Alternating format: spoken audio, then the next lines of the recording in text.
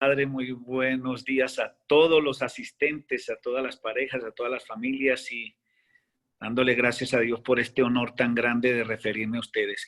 Quisiera que alguien me retroalimentara, puede ser el Padre Raúl o Gilberto, si me están oyendo perfectamente. Veo que sí, ahí ya me hicieron señal de que sí me están oyendo muy bien. Bueno, voy a comenzar mi oración de rigor ante cualquier actividad que inicio, inclusive la de tipo profesional y mucho más esta que tiene que ver con la pastoral de familia y de pareja. Entonces, en el nombre del Padre, del Hijo y del Espíritu Santo, amén. Señor mío y Dios mío, creo firmemente que estás aquí, que me ves y que me oyes. Te adoro con profunda reverencia. Te pido perdón por mis pecados y acepto tu perdón. Te pido gracia para dar con fruto este momento de oración y de encuentro y retiro matrimonial virtual. María Santísima, Madre nuestra, San José, Padre y Señor, intercedan por cada una de las parejas que está asistiendo a este evento. Ángel de la guarda, protégelas en estos momentos de pandemia. Que el discernimiento y la inteligencia utilizada durante este momento es mi acto de fe y súplica a Dios, pedirle al Señor Todopoderoso que me ilumine en su Espíritu Santo para que lo que se diga, se comente, se indique, se señale, se aclare, se defina, incluso se solucionen las preguntas para las respuestas, corresponda a la voluntad y a la inteligencia del Señor, además de mis conocimientos. Amén. Bueno, queridos amigos, pues ya la mayoría de ustedes me conoce. Soy Guillermo Restrepo Sánchez, médico y cirujano, especialista en psiquiatría. Y una de mis misiones como profesional a través de la organización católica a la que pertenezco es apoyar y promulgar por la unión de la pareja, por el fortalecimiento de la pareja. Y como propósito, tengo una anécdota que no enaltece mi condición, sino que me pone a prueba ante la voluntad de Dios de ayudar a los matrimonios. Y es que una pareja, anecdóticamente, decidió separarse y fueron al, al recinto eclesiástico legal para separarse, buscando la nulidad. Y allí estaba un sacerdote que todavía sigue siendo amigo mío. El juez eclesiástico le dijo, bueno, mire, vamos a hacer una cosa. Yo veo que ustedes, por el tiempo que les he atendido y por lo que me han planteado, se están dando muy pocas soluciones para continuar juntos. Pero yo les voy a pedir que pasen la última prueba. Vayan donde el doctor Guillermo Restrepo y si con él aún insisten en separarse, pues yo creo que ya no habrá dudas de que la nulidad eclesiástica, tendremos que darle curso a la nulidad eclesiástica. Bueno, en eso él quería decir que pasaran este filtro de insistencia que tengo en lo que considero que es lo fundamental en la vida del ser humano, la vida de la pareja y la vida de la familia.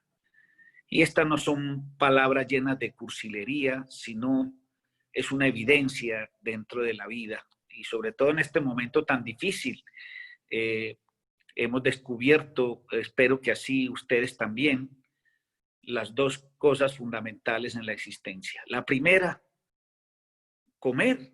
Si no comemos, si no hay alimentos, pues la vida no se sostiene. Para vivirla, para ejecutarla, para cumplir las misiones que tenemos dentro de la misma y para trascenderla a través de la divinidad. Y lo segundo, relacionarnos con los demás.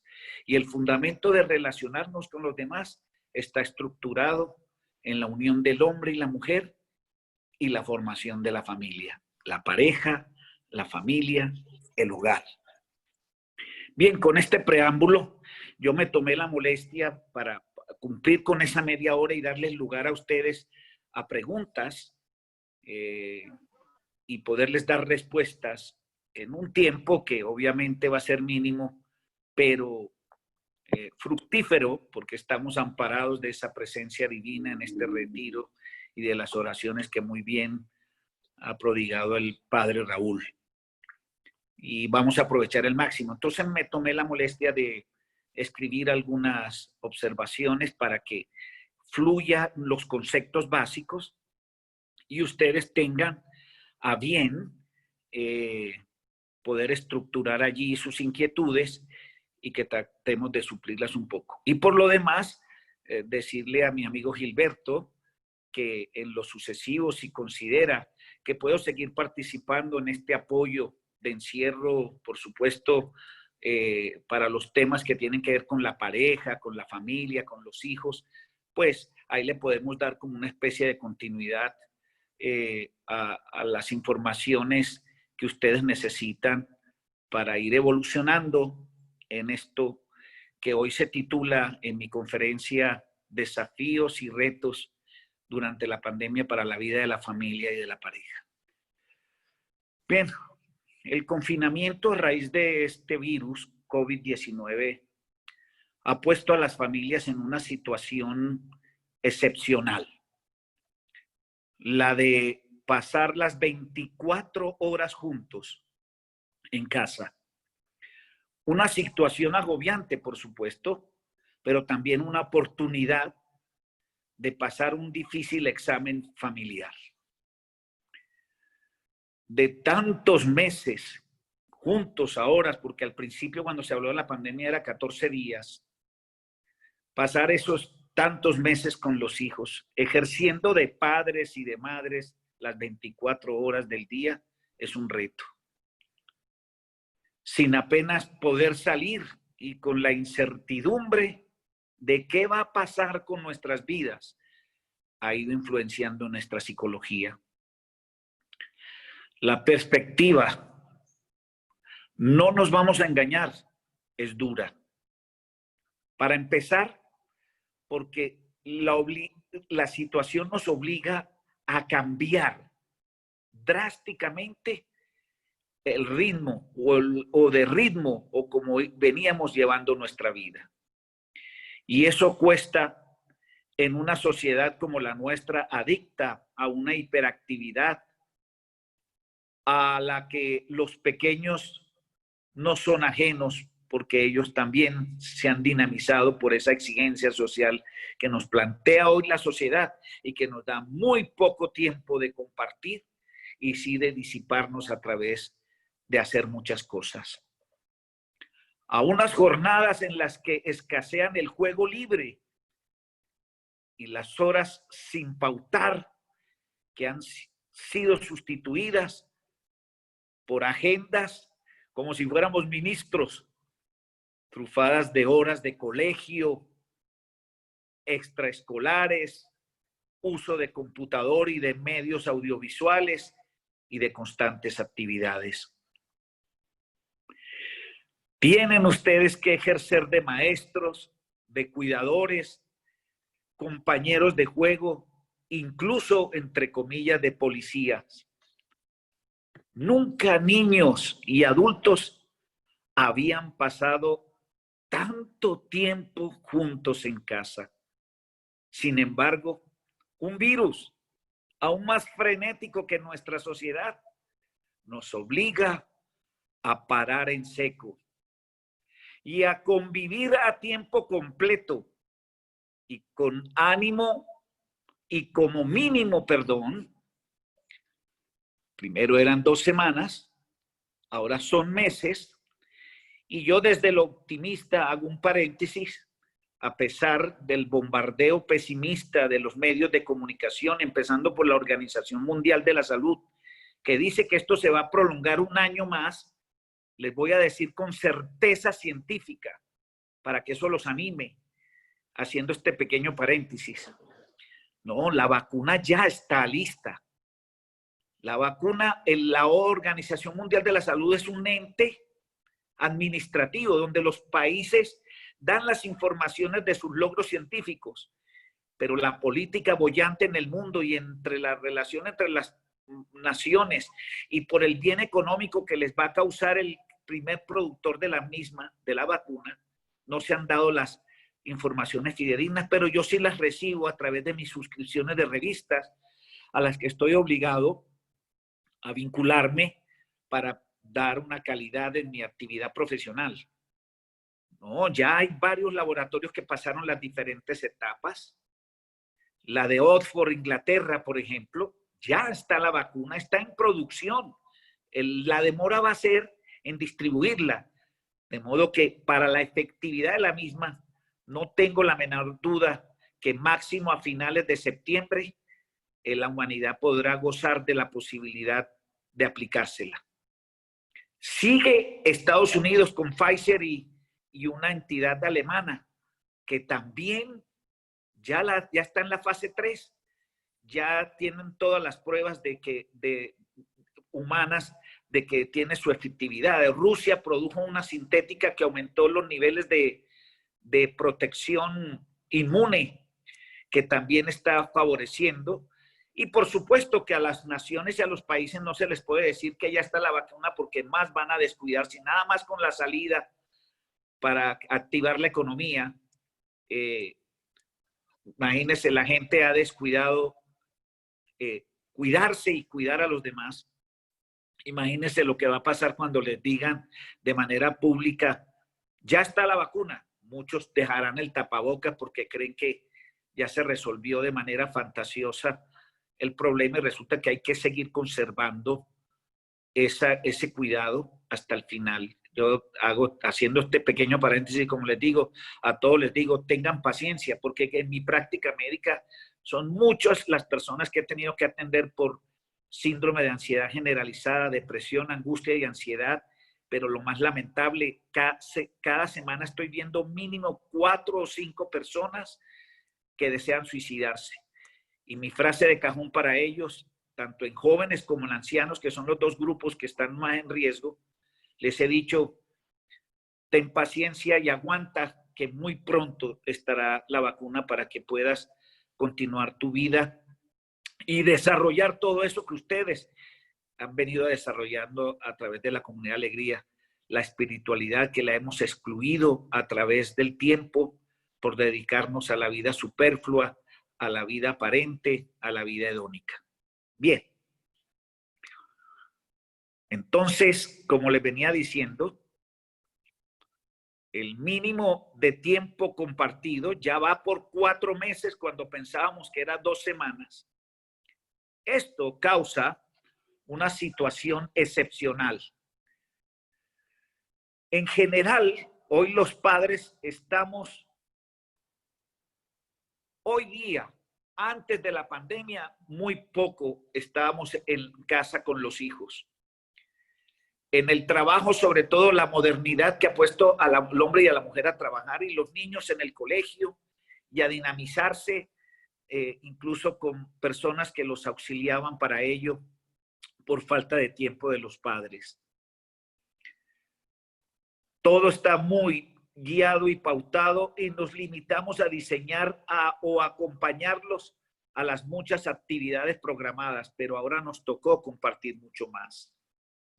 Este rol de acompañante o de director de actividades ha cambiado de hecho. Esta crisis magnifica el papel de los padres.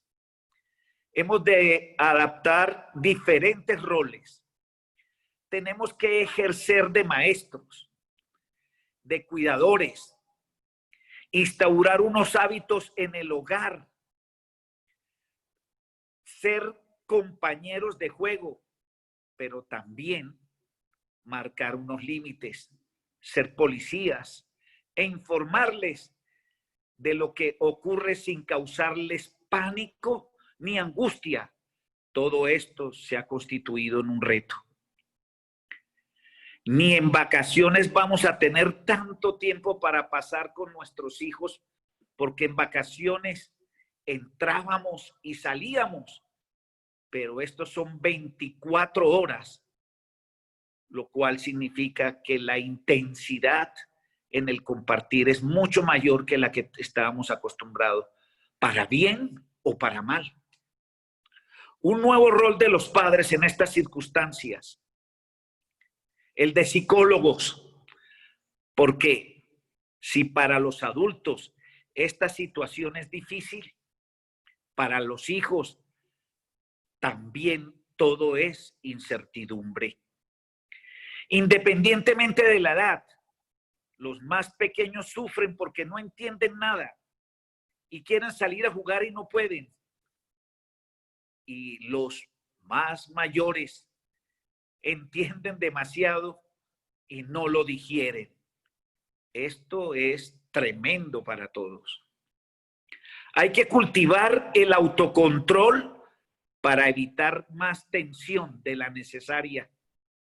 Tengan presente eso que acabo de decir. Los padres hemos de potenciar los roles que ya tenemos y añadir el de psicólogos, empezando por la gestión de las emociones, tanto las propias como la de los hijos. La primera emoción a gestionar será la sensación de angustia, de agobio, de desasosiego, de desesperanza, de miedo, que surgirá a menudo en los menores y en los adultos. La clave es no agobiarse. Cuando el hijo diga, estoy aburrido, no soporto esta situación, esta frase va a ser pronunciada decenas de veces durante el confinamiento y por ello conviene recordar dos cosas. Que incluso en estas circunstancias, los padres no somos responsables a tiempo completo del ocio de nuestros hijos. Y es decir, siempre creímos y nos formaron y nos interpretamos como los garantes del manejo del tiempo libre de nuestros hijos. Ellos también tienen que descubrir en medio de nuestra guía cómo van a propiciar espacios que los dinamice, que les va a ejercitar la inteligencia para buscar alternativas y no sumirse a la dependencia absoluta desde lo emocional y de lo recreativo a lo que sus padres le propongan, porque tampoco van a dar la talla ustedes para eso. Y que hay que enseñarles también a ellos o nosotros aprender que el aburrimiento también puede ser positivo, porque este estado puede propulsar la ansiada creatividad que esperamos en ellos y esperamos en nosotros. Podemos reactivar lo que hemos obnubilado a través de nuestra vida social, que es la creatividad. Que esto ocurra depende también de que los padres marquen límites. Una herramienta que va a ser básica en estos días. Además de los límites, la paciencia será también muy necesaria ante pataletas, frustraciones, gritos y peleas entre hermanos. Mucha calma. Lo importante, de verdad, amigos, es no estresarnos. Que cuando la criatura se enfurezca o el niño, el padre y la madre lo vean como una cosa normal y no pierdan los estribos. El autocontrol de los adultos va a tener que cultivarse en estos días para evitar más momentos tensos de los necesarios, como también es necesario como parejas, como padres, y ellos también darnos espacios individuales. No estemos ahí encima los unos de los otros de manera constante. También hay que dar lugar a esos momentos donde podemos expresarnos de manera individual. Las rutinas y las pequeñas obligaciones son básicas para mantener la armonía. ¿Qué les quiero decir con esto? Que es importante diseñar un horario, y ojo con lo que voy a indicar ahorita. No hay especialista en salud mental que no recomiende establecer rutinas en esta situación de confinamiento. Es básico, porque toda nuestra vida está absolutamente desmontada y sin horarios, y todo el día por delante. Podríamos hacer la cama o no hacerla, o comer a las 3 de la tarde o no comer. ¿Cómo empezar a organizarse? Cuidando los biorritmos de la vida cotidiana y ordenando la vida familiar, Lo primero, levantarnos todos a una hora razonable, pero no está bien que alguno se despierte antes o después para procurar esos espacios individuales. Bueno, no hace falta ir a un ritmo militar, pero tampoco que cada uno haga lo que se le dé la gana, porque entonces los biorritmos van a cambiar mucho y la familia se va a ver totalmente desestructurada. Y eso ya está pasando en los hogares. Aquí me consultan, padre, mi casa se volvió un caos. Cada quien hace lo que quiere. O sea, sin embargo, también se falla en qué contexto nos encontramos. Las rutinas, óigase bien, son fundamentales, como también las pequeñas obligaciones de sacar la basura a poner la mesa o la lavadora o ayudar a limpiar. Actividades, especialmente la primera, que pueden ser incluso ansiadas por los adolescentes, con tal de poder salir un rato y tomar unos minutos de aire. Las rutinas incluyen gimnasia, baile y limpieza en familia, tiempo para manualidades, para ver una película, para juegos de mesa. No se les olvide, somos proactivos porque creemos que es importante estar con ellos en estos momentos. Padres por turnos mientras uno teletrabaja y el otro cuida a los niños. Analicemos un poco este otro reto y desafío. Eso no quiere decir que estén siempre encima. También hay espacios para cada uno, para la pareja y para los niños que jueguen a su aire, a su gusto. Por suerte, dice, juegan muchísimo solos, sobre todo los pequeños. Un hábito saludable que quizás se recupere después de esta crisis, porque ya no lo hacían incluso por las ocupaciones que les imponemos y que creemos que son mucho más importantes y sería tema de discusión en una charla en otro de los momentos en los que nos encontramos a veces cuando soy honrado por ustedes para hablarles sobre el tema que es la educación. A veces saturamos a los niños con demasiadas tareas escolares y no les permitimos ningún espacio de esparcimiento, de juego, de creatividad personal y de compartir incluso con sus propios padres por tenerlos inmersos en una obligatoriedad escolar que a veces los que hace es crearles más vacío e inseguridad.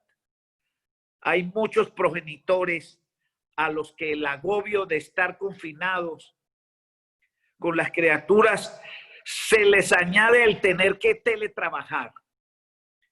La rutina familiar la hemos organizado alrededor de las 5 comidas al día, explica una madre. Lo hicimos para tener algo de estructura y la verdad está ayudando. Como es imposible dejarlos entretenidos. Hacen turnos para estar con los hijos mientras el otro se turnan las parejas. Trabaja, algo que confiesa esta señora que me comenta, tampoco es sencillo. Cuando los dos padres trabajan, sí que es mucho más difícil ejercer el control sobre los niños. Incluso algunos el tener una persona externa, la empleada, que viene en su Transmilenio, que se contagia o que tiene alta probabilidad de contagiarse con tal de los padres ejercer esta labor. Algunos han decidido para evitar ese riesgo que la empleada viva en su casa y pueda atender a los hijos. Eso también ha generado otra situación para quienes solamente teníamos la empleada, la teníamos por el día nada más. Es decir, que no se quedaba en casa, sino que iba 2 o 3 veces a la semana o todos los días para quienes podían hacerlo. Bien. Es muy importante entonces que están pasando tantas cosas que la concentración en una tarea medianamente compleja es muy complicada. La prioridad de la pareja es la de la tranquilidad de la familia. Lo primero es nuestra salud mental. Si no organizamos eso dentro de nuestro hogar, en el ámbito de las posibilidades de interactuar allí, en esta encerrona, como la llamamos coloquialmente, obviamente va a haber mucha más perturbación y todas las consecuencias que ya ustedes están enterados. Separaciones de pareja, incremento de los conflictos entre las mismas y todo lo que ha propiciado este tipo de situación. También hay otra situación comentada en mi consulta. Los veo menos que nunca, doctor, cada uno encerrado en su cuarto. Los hijos, con los hijos mayores, las dinámicas son diferentes.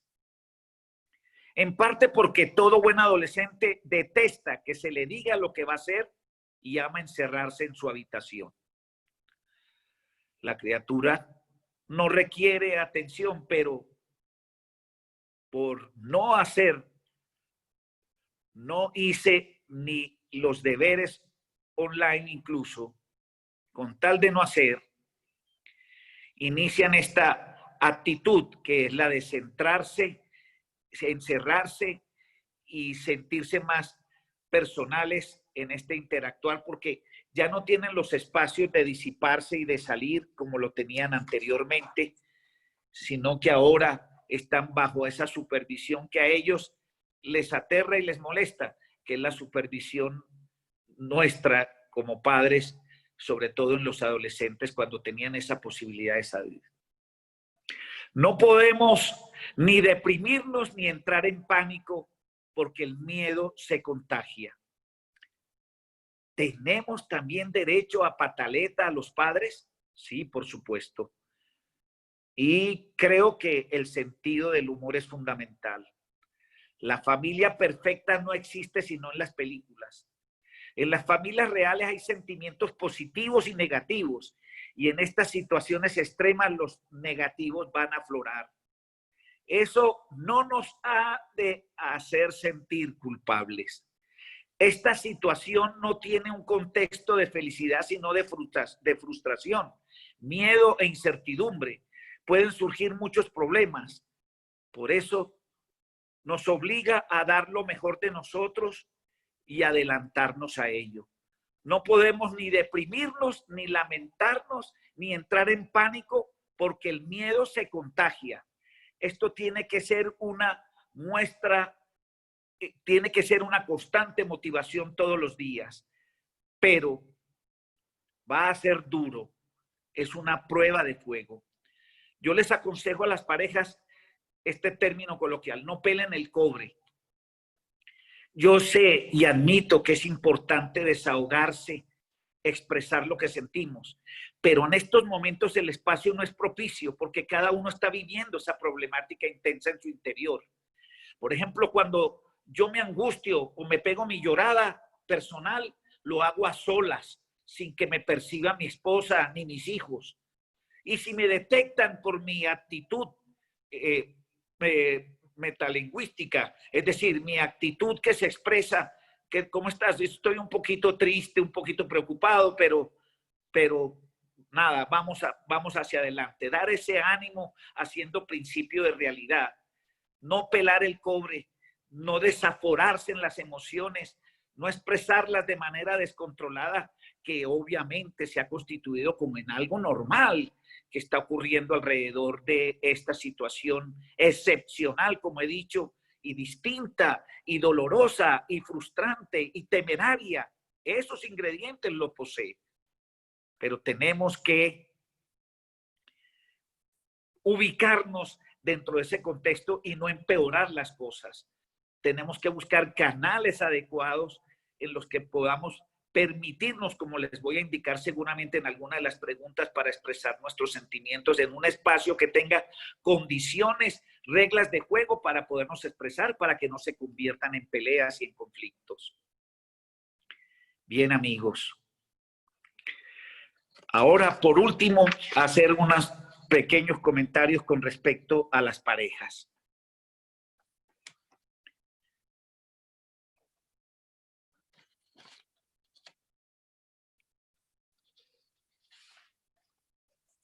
Permítanme y me organizo aquí en darle y les doy reposo de toda esta retahíla de palabras que podemos organizarlas ahorita sin ningún problema. Decirles lo siguiente, para finalizar y concluir y dejar insinuado lo que tiene que ver con ustedes las parejas, haciendo esta globalidad de conceptos para la afectación tanto de la familia y la pareja, que es lo que estamos compartiendo en el momento. En cuestión de semanas, la pandemia del coronavirus transformó las relaciones sociales en todo el mundo. El confinamiento le ha pasado factura psicológica a millones de personas. Enfrentando los hogares a nuevos desafíos derivados de una convivencia intensa y prolongada en tiempos de alarma sanitaria, incertidumbre y de crisis económica.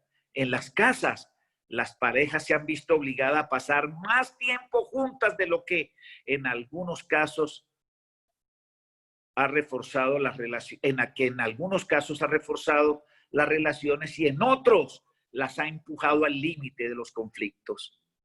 Incluso apareció una nueva palabra que se llama covidivorcio, porque esa es una de las tristes realidades que estamos viviendo en la actualidad. Tras el confinamiento hay más divorcios, se incrementaron los divorcios.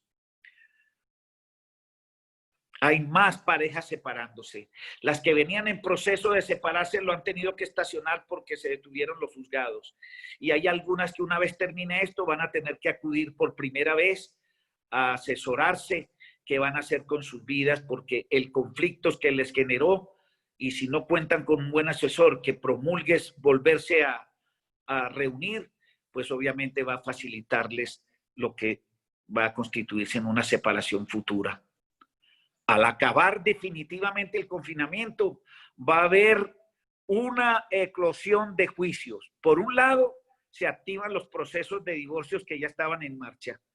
Y por otro, algunas parejas, como dije, iniciarán procesos de separación por toda la consecuencia que tuvo en ellos el confinamiento. Se observó durante este confinamiento en investigaciones recientes que ya asistían a consultas algunas parejas por sus comportamientos y actitudes que se daban antes del confinamiento y que se han ido intensificando. Por eso ustedes han oído en televisión que la violencia intrafamiliar, el conflicto entre parejas en unos rangos de cultura y de un contexto que también hay que contextualizar, se han incrementado en las clases más pobres, los actos de violencia inconsecuentes. La violencia que ya existía en algunos hogares se aumentó, y si había ganas de volver en algunas parejas, se creció, y el encierro también, tenemos que admitirlo, ha funcionado como un espejo potenciador. Durante los meses en casa, las sensaciones de invasión y de rabia en función de los metros cuadrados disponibles en cada hogar está influyendo. En las casas más pequeñas se ha dado más conflicto que en las casas de mayor espacio, algo que también se ha hecho visible en cuestiones de clase social. Por ejemplo, como dije, las que viven en casas pequeñas, que son las clases sociales que tienen menos recursos, han llevado lo peor, pero no han podido aislarse. ¿Por qué? Porque no han podido aislarse y desconectarse, ya que se necesita un espacio propio para poder retirarse. Ya no tienen intimidad ninguna, o sea, no tienen formas de disiparse. Las salidas al trabajo, a la visita de amigos, etcétera, todo eso que durante el tiempo ocurría cuando teníamos la libertad, se podían disipar la rabia, la tristeza, el miedo y muchas cosas más. Las parejas con tendencia a engancharse en dinámicas tóxicas han tenido menos posibilidades de aislarse, de airearse, de distanciarse de la situación, que los pueda disipar un poco mejor y lo han reconcentrado el uno con el otro. No obstante, el encierro no le ha venido mal a todo el mundo. Las personas con mucha sensación de abandono, por ejemplo, han dejado de tenerla durante el confinamiento porque tienen allí la presencia constante de su pareja. He observado cómo se ha intensificado el amor romántico en algunas parejas que han pasado este singular periodo de, separadas. Yo en una localidad y tú en otra, cuando han estado lejos el uno del otro porque porque trabajan en sitios distantes y se reencuentran solamente los fines de semana. Algunos matrimonios tienen esa circunstancia. Echarse tanto menos ha generado a su vez tristezas, rabietas, pero también estrategias creativas para compartir en la distancia las mismas cosas que antes hacían de manera presencial, incluso desde el erotismo mismo juntos. Amor en tiempos de cuarentena, claves para sobrevivir en la pareja. Hay parejas, por último les digo lo siguiente, a las que vivir juntos una experiencia tan intensa les ha hecho fortalecerse. Para algunos ha sido una prueba de fuego que les ha llevado a ser conscientes de que se llevan fenomenal y que son un buen equipo. Algunos conflictos, como la falta de proyecto vital, se ha fomentado en descifrar que algunas parejas no han estructurado un verdadero proyecto de vida, que es lo que yo fundamento en el sostenimiento de la continuidad en la pareja. Parejas que se aman, que tienen el concepto psicológico del amor, pero sin proyectos de vida, corren el riesgo, si no tienen una estructura de proyecto de vida, que es en lo que yo creo y fundamento, que hace que sigamos en ese cumplimiento del proyecto de vida, respaldado por supuesto por el amor, pero que no basta, coloca en riesgo a las parejas, las coloca en el riesgo de aburrirse o de separarse o de no encontrarle sentido a esa posibilidad de coincidir. De modo que, por último, les diría cuáles son los síntomas de alarma de que algo no está funcionando debidamente o que está en riesgo la posibilidad de la pareja en este momento difícil de confinamiento para la misma.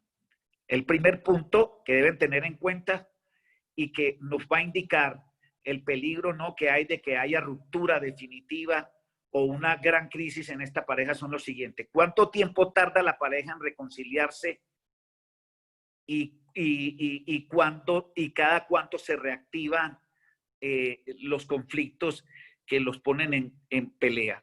Entre más frecuentes sean los conflictos, más desanima la posibilidad de la reconciliación.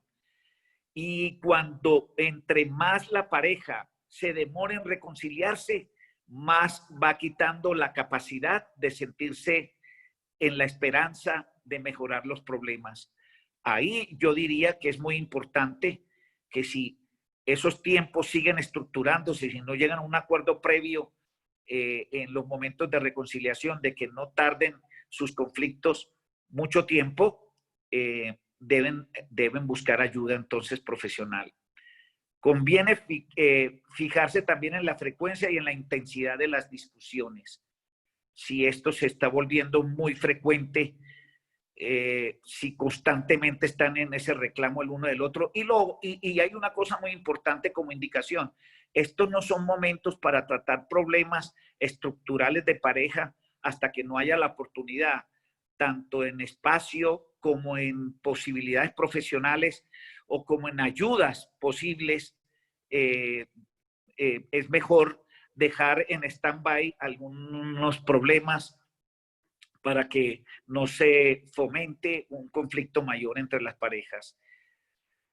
Otros indicadores: haber atravesado durante mucho tiempo un proceso de asimilación de pérdida o de duelo, también puede ser un indicador de que ha llegado el momento del adiós. Y a esto me voy a referir, que obviamente estas pastorales de pareja y de familia que fomentan pues que las parejas no tengan que separarse, pero también es una realidad para la iglesia y también es una realidad para la consulta, que hay casos que irremediablemente, la verdad, no tienen posibilidades de continuar por diferentes circunstancias que no voy a definir aquí.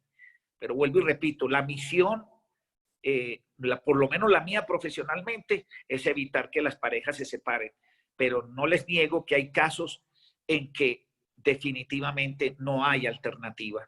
Y no los voy a mencionar aquí porque sería extenso, pero les podría decir que incluso hasta una separación, una mala separación es tan mala como una mala unión. Y si hay las parejas, una pareja que por indicación, vuelvo y repito, por tanto en lo psicológico como en lo social, como en lo teológico, no puede continuar, que ojalá en ese atributo propio del ser humano, que es el amor, que la separación sea una buena separación, y mucho más si hay hijos, cuando esta es irreversible. Pero hay que hacer hasta lo imposible, entre comillas, por no separarse, y no por mantener una estructura rígida, o el fundamento, o fundamentado en un concepto del deber ser, y no de la reflexión profunda de la conveniencia de un hogar y de una familia, que es muy fructífero el concepto de por qué es tan conveniente la vida de pareja y la vida de familia, y evitar hacer hasta lo imposible para evitar una separación. Vuelvo y repito, hay casos que realmente no tienen alternativa por la irreversibilidad y por el contexto y la magnitud de las situaciones que los separan. Bueno, amigos, yo creo que esto es todo lo que tendría que decirles de manera general. Sé que se trata de un retiro, dejo un abrebocas para temas específicos que desarrollar, el tema de la pareja de manera específica, el tema de los hijos, el tema del trabajo, el tema del compartir. Y esta pandemia, vuelvo y repito, también va a estructurar nuestra forma de vivir y de ocupar nuestro tiempo. El trabajo es importante, indudablemente, pero no lo es todo en la vida. La familia, espero que ustedes cada día estén descubriendo más la conveniencia, ¿verdad? A pesar de que no estaban preparados psicológicamente para este compartir, y toda esa estructura social que definía la forma como debían interactuar los unos a los otros. Pero tenemos que renovar los conceptos, tenemos que estar más juntos para sentirnos menos solos, tenemos que darle más compañía a los hijos, interactuar con ellos como personas idóneas, que tenemos que instruirnos, informarnos y evolucionar no solamente en lo intelectual, en los conceptos, en los valores, sino fomentar también nuestro encuentro con Dios, nuestro encuentro espiritual, porque definitivamente ese vacío, y no lo digo por misticismo estricto, la gente está viviendo un vacío enorme en su interior frente a lo efímero que la vida ofrece, la inconstancia de las relaciones que ya no tienen un fundamento afectivo que permita la lealtad, la honestidad y el servicio al otro. Eso lo hemos perdido, que es el fundamento de la vida. Con razón nuestro Señor decía, he venido a servir y no que me sirvan. Si todos tuviéramos esa idea enclavada, internalizada, como una forma de entregar nuestra vida y gastárnosla en la gente, y la gente es nuestra familia, nuestros hijos, nuestros familiares, nuestros amigos, nuestros conocidos, incluso los desconocidos, la gente sentiría menos vacío.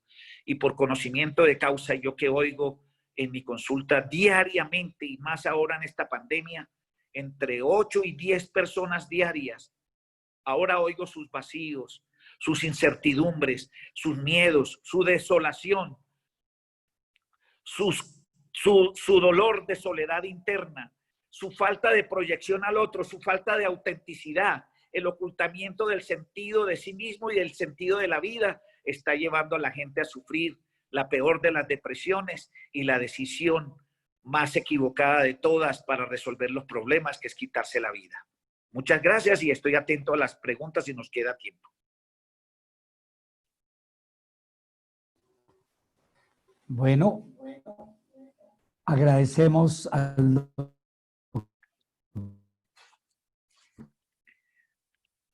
No estoy oyendo al padre.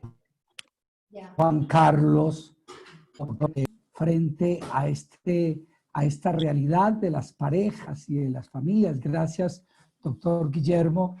Realmente creo que ha sido una buena radiografía a nivel emocional, a nivel de relacional de lo que estamos viviendo. Ahora, Giovanna, de Víctor, desde Medellín, nos van a hacer el favor de, o ella nos va a presentar una primera, una segunda, una tercera pregunta de acuerdo al tiempo. Entonces, Giovanna, por favor. Bueno, buenos días, padre. Buenos días a todos, doctor. Doctor, tenemos unas preguntas, dos grupos de preguntas. Voy a leer el primer grupo que está relacionado con las emociones, ¿sí? Tenemos una primera pregunta. ¿Algunos consejos para manejar la soledad de la familia cercana que no está en la misma casa? Por ejemplo, abuelos, hermanos o hijos que viven solos. El contexto aquí sería, si hay una familia, ¿cómo está compuesta? Si solamente está el esposo y la esposa o si está con sus hijos. Y esas otras relaciones que llamamos núcleos familiares secundarios o terciarios, etcétera, que son los padres. El núcleo primario es el esposo y la esposa y sus hijos, ¿verdad? O lo que esté estructurado como familia en la convivencia directa, que es el aspecto que más está centrando, que nos obliga a esta pandemia.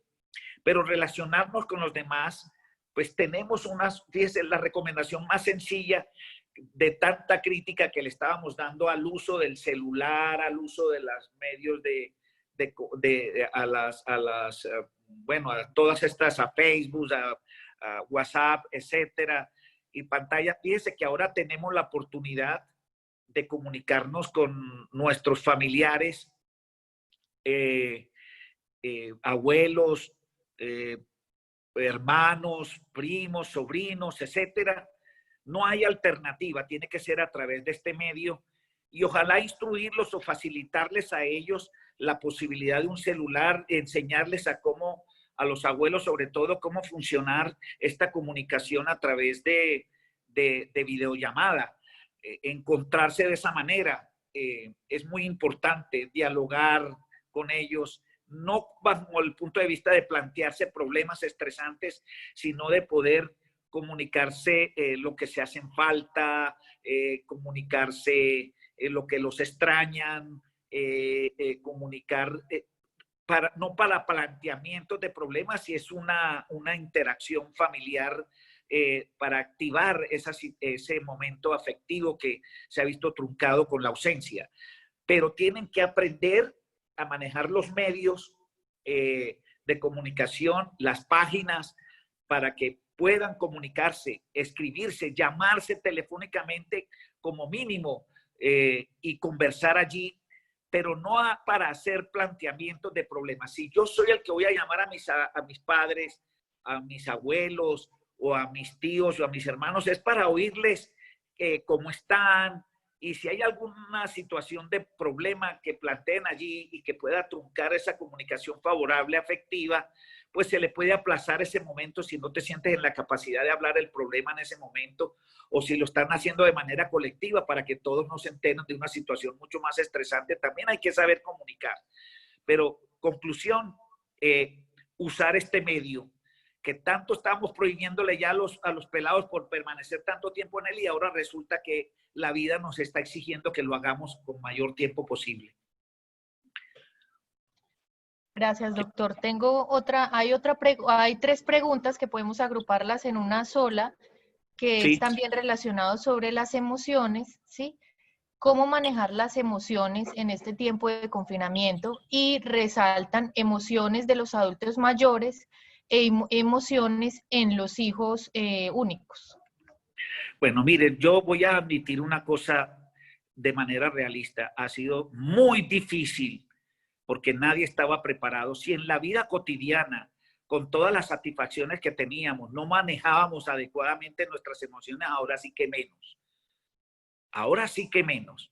Eso es una cosa que se va estructurando con el tiempo. Uno tiene que ser honesto consigo mismo y mirar dónde están sus dificultades emocionales.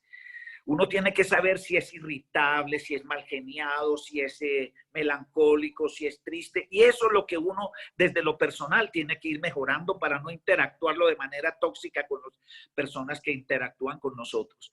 Pero esto no es diciéndoles a ustedes, oiga, controlen sus emociones, porque es muy difícil decirle a la gente no sienta lo que está sintiendo.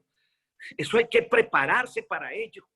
Y ahorita este tiempo puede servir para ello. Y hay maneras de sublimar también el dolor, la angustia, el desespero. Por ejemplo, volver a Dios, aunque parezca, pues eso está dentro de lo que está allí puesto en el anexo humano, que no lo internalizamos suficientemente, pero así tiene que ser. O decirle a las personas en el manejo del silencio, si yo soy irritable, es mejor, si siento que por dentro estoy con ganas de explotar, es mejor irme a desahogar solo, irme a un recinto solo, o aplazar una conversación para no ir a explotar con las personas que están con nosotros.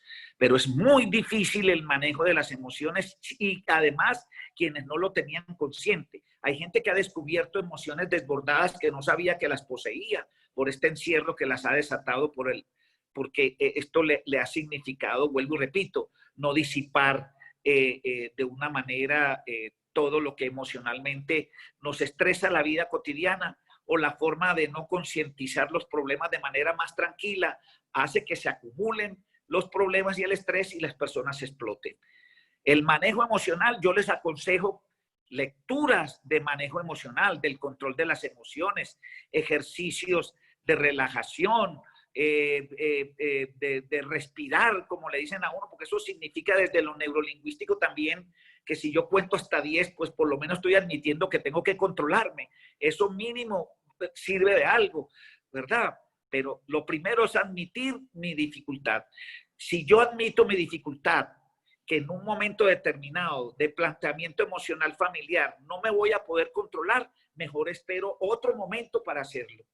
Que no sea muy extenso en el tiempo, pero hay que saber aplazar esos momentos. Si hay una discusión o un tema en el que no se han podido poner de acuerdo y siento que voy a perder los estribos por la discusión, mejor aplazo ese momento. Y lo aplazo. Pero estructurarse en el manejo de las emociones es tarea difícil. Hay que informarse sobre el contenido teórico de las emociones y hay que encontrar técnicas adecuadas que existen y que no nos lesionan nuestra estructura de pensamiento y de valores, ni en lo religioso, ni en lo espiritual, y que nos pueden ayudar, no como otras técnicas que lo que hacen es despersonalizarnos. Pero todo eso es una tarea que ojalá en las conferencias sucesivas, ya no, pues, entiendo que no es la del retiro, podré hablarles de alguna de ellas, pero es muy difícil el manejo de las emociones. Nadie es ajeno a esa situación. Sí. ¿Qué otra pregunta? Gracias, doctor. Aquí hay otro grupo de preguntas que es relacionado con la relación de pareja. ¿Cómo crear confianza en la relación de pareja? Y también cómo crear un diálogo con mi pareja en el momento de esta crisis. Listo. Hay que admitir, las parejas tienen primero que sentarse a hablar qué conflictos y dificultades tenían en la comunicación. ¿Qué existía antes de esta pandemia? ¿Qué obstáculos habían para comunicarse de manera frecuente, adecuada y adecuada? ¿Cuáles eran los conflictos antes? ¿Y qué voy a hacer ahora que ya estoy frente a esa situación previa que se va a intensificar un poco más? ¿Cómo la soluciono para no fastidiarme más la vida y no crearme una situación mucho más difícil de tipo emocional? Las parejas Deben empezar, yo sugiero, por compartir actividades lúdicas. Es decir, comenzar por integrarse a través de películas, juegos, charlas anecdóticas, revisión de fotografías que recuerdan la vida de familia, de pareja, para luego, una vez incentivado todo este preámbulo de haber coincidido de una manera armónica en medio del encierro, teniendo, vuelvo y repito, dificultades previas, que ellos puedan irse induciendo en una posibilidad de hablar temas difíciles, que si ven que se desborda ese tema difícil y no concluyen, sino que empeoran la comunicación, es mejor que no lo traten por ellos mismos, sino que esperen la oportunidad de poderlo tratar con una persona idónea que los armonice. Pero el vínculo que deben hacer es ese encuentro, o también tener la capacidad para vivir un momento especial de acercamiento, y si la privacidad se lo permite, en el que no se hagan planteamientos de dificultades ni remembranzas de lo que los estaba separando, sino de lo que los está motivando para unirse. En ese sentido, yo prefiero que hablen de las cosas buenas y no que empiecen a hablar de las cosas malas. Eso sería lo más adecuado en estos momentos, hasta que si se desborda el problema, pues ya deben buscar ayuda profesional directa. ¿Qué otra pregunta? Bueno, por aquí tenemos otra pregunta. Después de la pandemia, ¿quedarán buenas raíces para el renacimiento familiar? Sí, quienes aprovechen este tiempo para pensar lo que la vida no le permitía pensar, la superficialidad que la vida le planteaba para no centrarse en lo fundamental. Este es un momento en que nos invita irremediablemente a reflexionar sobre las cosas que valen la pena y las que no valen la pena. Las cosas que son prioritarias y las que pueden ser aplazadas o desplazadas para otro momento. ¿Qué es lo que realmente importa en la vida? Eso tenemos que estructurarlo. Y también, vuelvo y repito, una de las cosas que sería fundamental para esa estructuración integral y que crezca nuevamente en el inconsciente de las personas la esperanza, porque la estamos perdiendo con todo lo que observamos, es volver, de esta manera global como lo voy a decir, volver a Dios. Con esto no me estoy refiriendo a que volvamos todos los momentos un momento místico. No, hay que saber tener la oración, el momento espiritual personal, la oración personal. Lástima que en estos momentos de pandemia tenemos la cohibición de no recibir los sacramentos para quienes somos católicos. Por ahí estuve incluso oyendo un video de un sacerdote en el que obviamente él expresaba que la virtualidad no puede sustituir la presencia exacta en la asistencia de un templo, y estamos en esa discusión, ¿verdad? Es bien cierto que la salud está primero, pero también está la economía, porque sin economía tampoco va a haber salud, pero lo que es más aún, y lo decía el sacerdote, y la espiritualidad, que es un derecho del ser humano y que lo estructura como persona, estos momentos de aislarnos de toda esta presencia en el templo y de vivir la experiencia allí personal, también está alejando a mucha gente de la espiritualidad y le está lesionando internamente. Hay gente, por ejemplo, y esto se lo diría, el padre lo podría explicar en algún momento, hay gente que está muy mal emocionalmente porque no ha podido confesarse, por ejemplo, ante sus dificultades personales.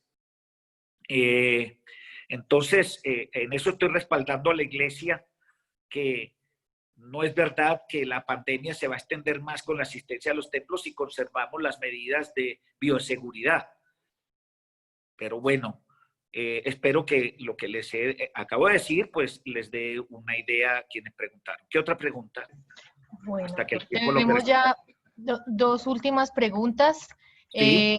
Esta muy puntual: cuando se cae en el insomnio, aunque se tenga una rutina establecida, ¿qué más podemos hacer? No, perdóname, repíteme la pregunta que no entendí. Que cuando se cae... Sí.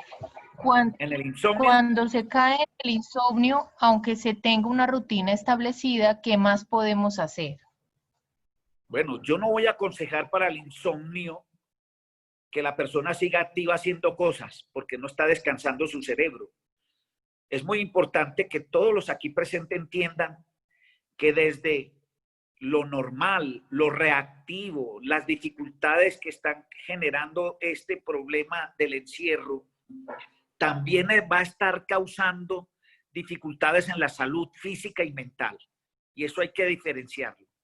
Quien se esté deprimiendo y está desbordando su capacidad de poder manejar su situación depresiva debe acudir a la ayuda médica.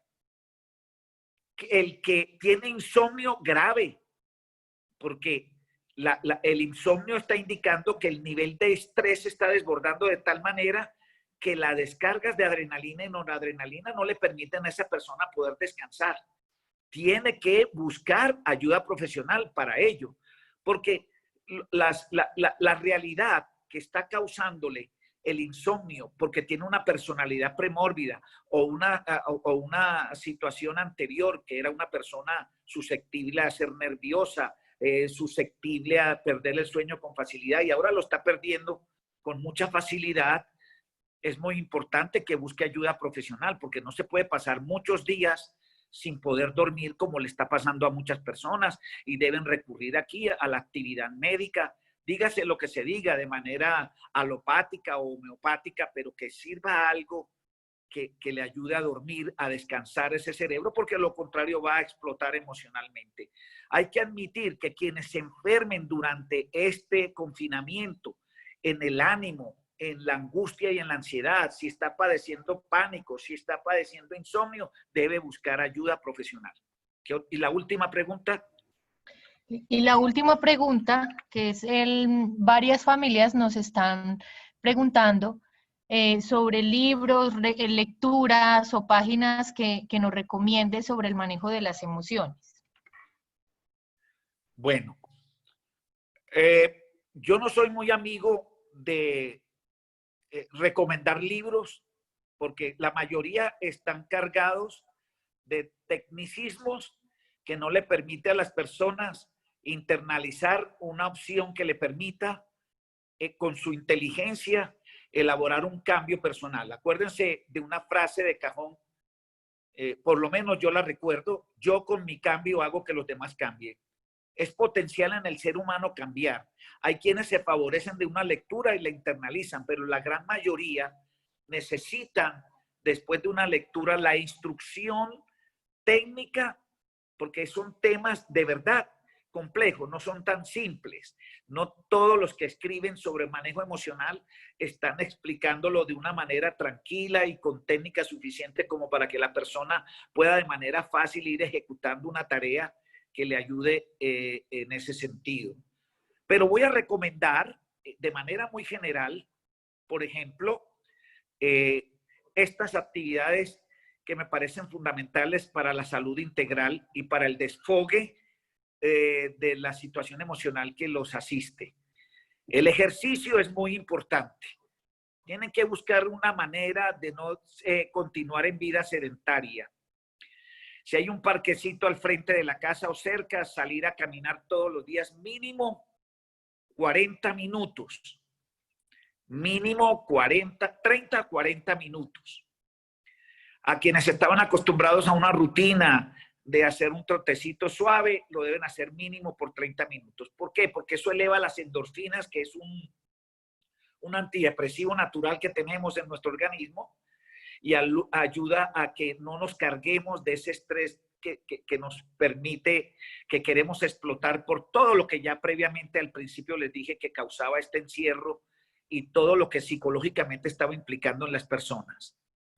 También de a eso recomiendo no ver noticieros, sino informarse de una manera sin excluir la realidad, cada tercer día, cómo va la pandemia, su intensidad y sus riesgos, que eso angustia a las personas, pero también leer las noticias esperanzadoras de que muy pronto estaremos cobijados por la protección y la inteligencia que Dios le dio al hombre de inventarse la vacuna que le va a ayudar.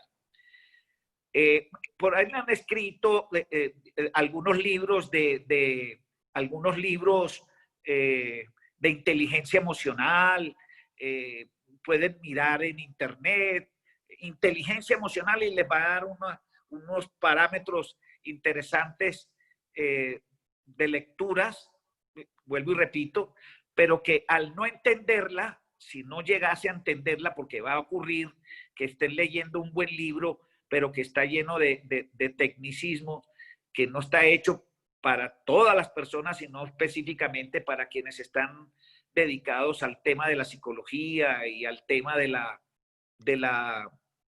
psiquiatría, en fin, cualquiera de estas situaciones.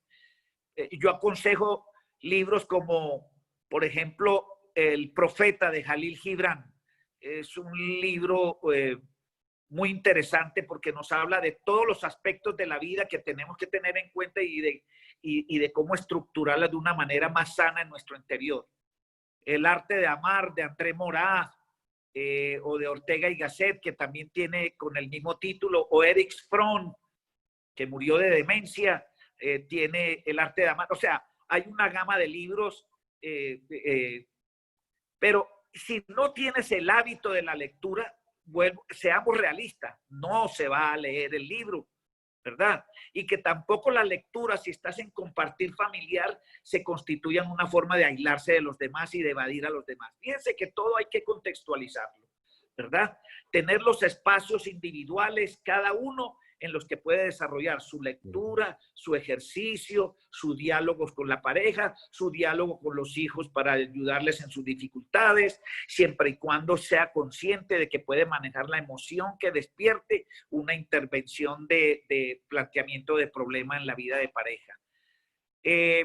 Los juegos, como lo dije al principio, hay que tratar de buscar momentos de juego, cocinar juntos, el uno hace las papas, el otro hace las verduras, el otro, en fin, o sea, buscar esos momentos sin camisa de fuerza, así de sencillo. Y especialmente desarrollar raticos de oración diarios que no sean tan extensos para que los adolescentes y los niños no se aburran y no le cojan pereza, sino momenticos de oración que realmente propicien ese otro aspecto que hemos descuidado a lo largo del tiempo en esta sociedad de hoy. Y listo. Yo creo que con eso les he podido decir. Yo me disculpo si no he podido llenar todas las expectativas. Seré mucho más específico a través de las posibilidades que yo tengo muy buena comunicación con Gilberto, que no lo he visto por ahí. Bueno, tampoco puedo verlos a todos, pero y podré hacerles unas sugerencias de algunas lecturas a través de él que son coherentes con nuestra espiritualidad cristiana católica y que además van a generar una forma fácil y fraccionada de lecturas que permita lecturas por capítulos y no lecturas de manera continua. Pero los que quieran ahora ya libros de otra índole, pues les recomiendo a Hermann Hesse, que fue ganador de Premio Nobel en 1914 con su libro insigne El lobo estepario. Tiene Demián, Siddhartha, en fin, lecturas dependiendo de la motivación en la lectura que tenga. Y leer programación neurolingüística, que la aprendí en la Universidad de La Sabana. Allí me hice especialista en programación neurolingüística desde la cristología personalista, por supuesto, ¿verdad? Allí hay unas excelentes indicaciones técnicas y muy fáciles de cómo alejar los conflictos internos, cómo manejar las emociones.